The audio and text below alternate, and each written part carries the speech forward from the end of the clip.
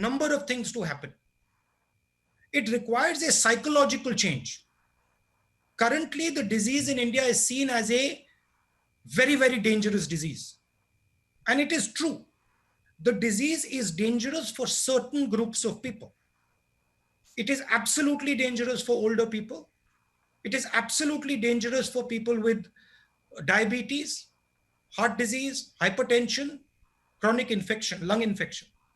But other than that, it is not a dangerous disease. So we are going to have to make a psychological change in the mind of our people. Currently, the people are very scared of the disease. The government, if it wants to open up, it has to turn this fear into a sense of confidence. Otherwise, you can open up and people won't go out. Finally, I'd like to say that the opening up is a transition. It's not an on-off switch, it is a transition. And you have to have a strategy for opening up. And this is what I said in my last press conference. And also I mentioned to the Prime Minister in my letter that please, this is not an on-off switch. This is a massive transition that is required. It will require coordination between state government, central government, DM, everybody. And most important, the people of India. That is the challenge in front of the government now. And let me tell you, it's not a trivial thing. It is a serious challenge, and I would request the government that they view state governments as partners. They view district magistrates as their partners, and that they do not centralize the decision making. Thank you. Thank you, Rahulji. The next question comes from Siddharth of ANI. Also, I will request Rajdeep Saradesai ji to also ask his questions since they seem to be related. Siddharth ji, first you go ahead. Since you are younger, let's give you the opportunity first. Now, how come you're giving younger people opportunity first? Normally we have seniors who we give. No. So that's what. Rajdeep ji, It's okay, sir. It's Rajdeep okay. is senior, he's older. It's the age of the young. नमस्कार sir. नमस्कार। Sir आपसे यही पूछना चाह रहा था, आपने पहले भी बात कही कि लॉकडाउन एक पॉज बटन है और 45 दिन हो गए, लोग सड़क पर आ रहे हैं, साल की महिला को कंधे पर लेकर निकल पड़ता है, ट्रेन से कट गए लोग, जो है जो मालगाड़ी से ट्रेन रेलवे ट्रैक पर लोग चल रहे हैं, साइकिल पर लोग निकल रहे हैं। क्या आपको लगता है कि इस लॉकडाउन की स्ट्रैटेजी जो थी या लॉकडाउन का पर्पस था वो डिफीट हो रहा है और लोग विश्वास खो बैठे हैं सरकार में? क्या यही वजह है कि लोग सड़कों पर निकल रहे हैं? पहला सवाल मेरा। दूसरा सवाल ये कि आपने एक सीरीज शुरू करी है जहां पे आप तमाम एक्सपर्ट से बात कर रहे हैं, उसका पर्पस क्या आप रखने वाले हैं और किस तरीके से उसको जो सजेशंस या जो फीडबैक आपको मिल रहा है उसको क्या रखें? Sir, can I also ask Rajdeep ji, because they are related questions, sir? Why don't you give Rajdeep like his own space? Let me answer that. Rajdeep can have his own space. Sure. देखिए, ये criticise करने का time नहीं है और मैं criticise नहीं करूंगा।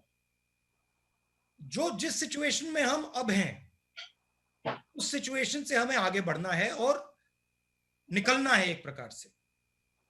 लॉकडाउन हुआ नहीं हुआ वो सब ठीक है, उसकी जगह है, वो हो गया है, वो पास्ट में है, मगर अब खोलने की स्ट्रैटेजी की जरूरत है। दो तीन इस पे मैं आपको न्यूआंस बता देता हूं। आप किसी भी बिजनेस वाले से पूछें तो वो आपको बताएंगे कि जो हमारी सप्लाई चेन है वो red, yellow and green, red orange and green system के बीच में से निकलती है। तो रेड ऑरेंज एंड ग्रीन का जो हेल्थ केयर वाला सिस्टम है और इकोनॉमिक जो सप्लाई चेन है उसमें क्लैश है। तो उनका कहना है कि ये दोनों चीजों को रिजॉल्व करने की जरूरत है।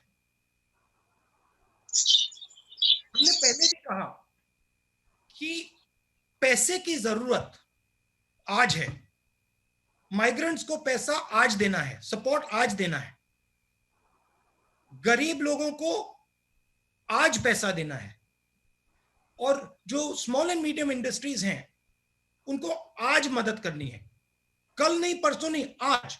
क्योंकि अगर हमने आज नहीं मदद की तो जो जॉब लॉसेस हो रही हैं वो सुनामी बन जाएंगी। तो उसको हमें उनको कॉन्फिडेंस देना है, उनको प्रोटेक्ट करना है। तो पहले सवाल का जवाब ये है कि एक स्ट्रेटजी निकालनी है, तरीका निकालना है, रास्ता निकालना है, और उसमें कांग्रेस पार्टी मदद करने के लिए तैयार है। क्योंकि हमारे भी स्टेट्स हैं, हमारे पास भी काफी लोग हैं जो इन चीजों को समझते हैं, इकोनॉमिक्स को समझते हैं, और स्पिरिट यही है प्रेस कॉन्फ्रेंस का। आपका दूसरा सवाल, ये जो मेरे कॉन्वर्सेशंस हैं, देखिए नॉर्मली मैं काफी लोगों से बातचीत करता हूं नॉर्मल कोर्स में, और उनमें से काफी लोगों के जो कॉन्वर्सेशंस होते हैं काफी इंटरेस्टिंग होते हैं। तो मैंने सोचा कि एक झलक मैं उन कॉन्वर्सेशंस को हिंदुस्तान की जनता को, लोगों को, बाकी लोगों को भी दिखा दूं। वही बेसिक आइडिया था कि जो एक्सपर्ट से बातचीत हो रही है, जो मुझे सीखने को मिल रहा है, समझने को मिल रहा है, मैं थोड़ा सा वो दूसरे लोगों को भी दिखा दूं। बाकी उसके पीछे कोई स्ट्रैटेजी नहीं है। Thank you, sir. May I ask Rajdeep ji to come in since you had a related question? Mr. Gandhi, first of all, we all appreciate you doing these conversations because they help in building an engagement with the press community. So thank you very much and stay well. My question is linked to what happened this morning in Aurangabad. Early this morning, as you know, 15 workers were crushed to death in a train incident. This is, part of an ongoing tragedy, unfolding tragedy of migrant labor, Mr. Gandhi. In Karnataka, yesterday, the government did a U-turn. First said no trains will be allowed, eventually allowed trains even as the workers were walking. Even as we speak, several workers are still walking hundreds of kilometers home. Do you think the time has come for a national migrant labor policy? And does that involve cash transfers that you're talking about right away, or something more long-term? Because the Odisha High Court today, for example, has said they will not allow migrant workers to come into Odisha unless they are shown to be COVID negative. Do you believe this has to go beyond COVID? And in the immediate, would you want trains across the country as the first step, and then a national long-term migrant labor policy? And what would that involve, Mr. Gandhi? Look, there are pushes and pulls with regards to the migrant labor. First broad thing that we are saying is take the idea of Nyay and start putting money directly into 50% of India's poor households. Just without thinking of it, just start doing that. It's not going to cost so much. 65,000 crores is what it's going to cost. And it will completely transform the way people are thinking about this current situation, their current situation. Because we have to understand, if you are on daily wages, you do not have choices. You simply do not have a choice. So we have to give them a choice. That's point number one. Point number two is the transfer of migrants. I am not an expert on this.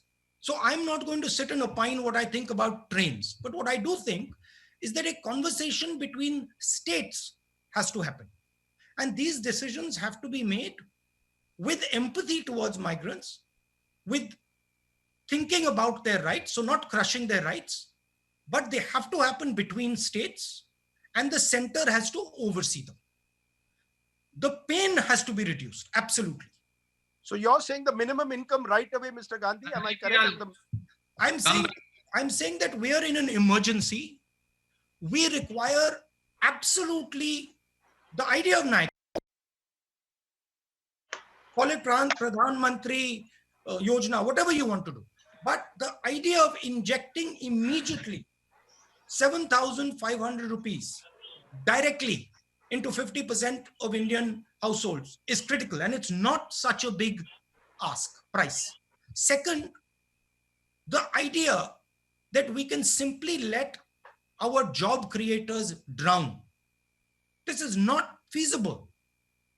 We have to protect them. We have to make sure that we give them a wage protection scheme, 1 lakh crore wage protection scheme, and 1 lakh crore credit guarantee scheme to MSMEs.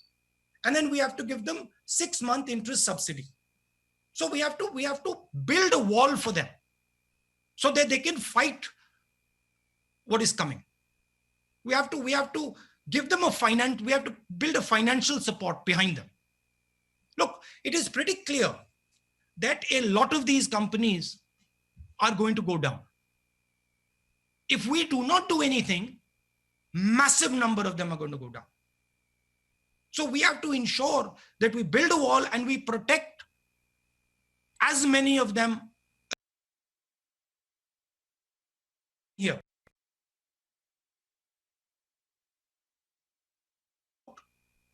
India's business system. We cannot simply say MSMEs, and not big business, because there is a link between big business and MSMEs. Most of the stuff the MSMEs supply goes to big business. So if your big business isn't firing, your MSMEs can't fire. So there has to be a view where we are thinking systemically, where we are working to start the economy, where we are certainly giving much more benefit to the small and medium industry, but we're also keeping in mind that there is a link between large business and small and medium business. And if we suddenly say, okay, only SMM, only small business is going to be helped and big business is going to be left to its own devices, we'll actually harm small business as well. Thing to understand in this current situation is everything is connected.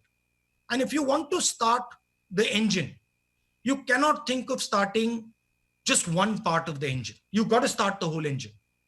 That is why creating demand, putting money into the system, putting money into poor people's hands, helping small and medium businesses, making sure you're protecting some of the larger players. These are all things that are interlinked if you want to start the economy.